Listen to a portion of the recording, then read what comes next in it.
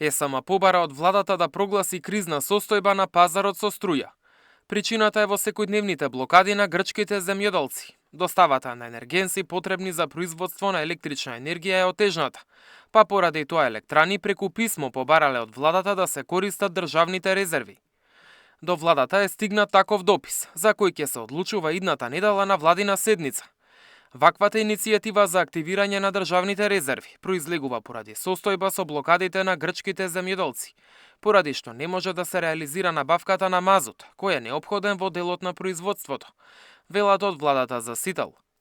Пратеникот на ВМРО ДПМН и председател на Комисијата за енергетика во Собранието, Стојановски, во тема на денот рече дека ако владата одлучи да прогласи кризна состојба, и парламентот ќе даде зелено светло.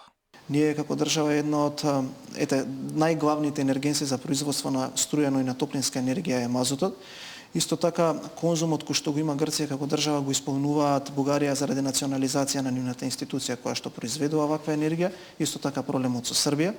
И оваа кризна состојба се бара за да се даде можност владата да ги отстапи државните резерви на компанијата за да може да произведува струја и топлинска енергија додека не се реши проблемот барем во овој момент со граничниот премин, кој што да бидам искрен е проблем кој што го има Република Грција заради протестите на земјоделците. Илјадници земјоделци во Грција трета недела ги блокираат главните автопати, но и гранични премини. Тие бараат исплата на долговите, гарантирани минимални цени за производите, намалување на трошоците за производство, итно двојно зголемување на земјоделските пензии.